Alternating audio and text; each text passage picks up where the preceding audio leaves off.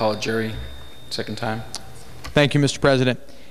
Just a few additional comments, and let me begin by saying, as much as Senator McDonald hopes that our debate and our views do not suggest that by voting against this we think those who oppose it are weak on crime, let me say that I am equally hopeful that by calling this amendment populist, Senator Meyer isn't suggesting that it's irrational and a knee-jerk reaction, because it's not.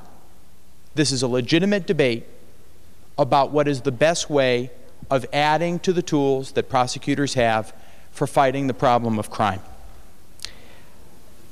A few points that I want to run through. Number one of the things that we can't forget is that our persistent offender statute has a mandatory maximum sentence, and so while it is theoretically possible that someone can have up to life imprisonment for a third strike under the persistent offender statute, we know two things that undermine that argument. Number one, it's not required, and number two, only 23 people are in our prison system right now who have enhanced penalties under our persistent offender statute.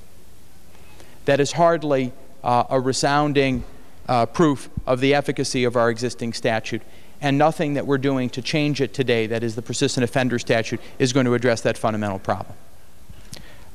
Number two, some law enforcement personnel do support this.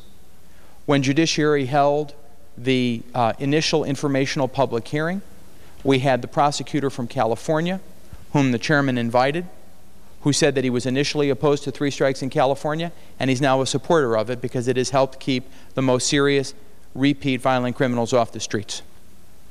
Kevin Kane, at the late hour of the Judiciary Committee, testified, because I watched him, in response to a question from Senator Kissel, that a 3 strikes proposal could be a useful and helpful tool for prosecutors to have. So I don't think it's fair or accurate to say that Kevin Kane doesn't support 3 strikes and you're out.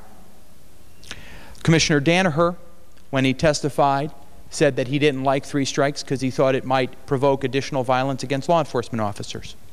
I immediately spent days with staff researching whether there's any evidence suggesting that's true.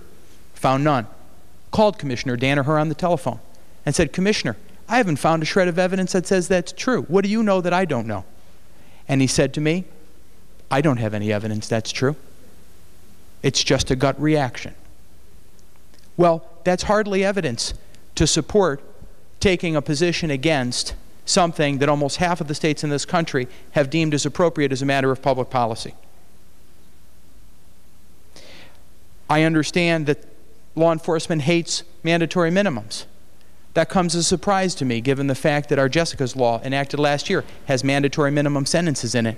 And I'd be shocked if every one of us didn't send out a flyer to our constituents praising the enactment of Jessica's law, which included mandatory minimum sentences. Why is it bad there? And why is it good there and bad here? The Quinnipiac poll misstated the way a 3 strikes law would really work. The minute I saw that question, I called Doug Schwartz and asked him to poll it again and explain to him why he did not describe accurately the way 3 strikes works. He conceded my points, said it was probably too late to go out into the field again with another poll.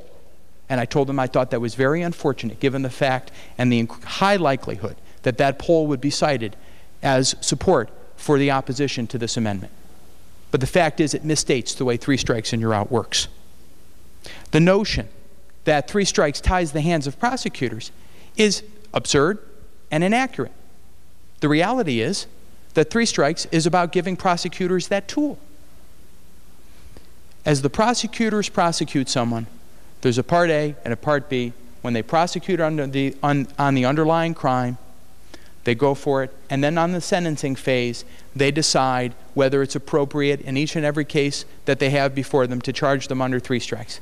If that's not the essence of prosecutorial discretion, I don't know what is. So the notion that that would actually tie someone's hands is just flat wrong, at least insofar as the prosecutors are concerned. So I think while legitimate points worthy of debate, I don't believe those are legitimate reasons to oppose this law. And for that reason, again, and for the final time, I would urge this body to support this amendment. Thank you. Thank you, Senator Caligiuri.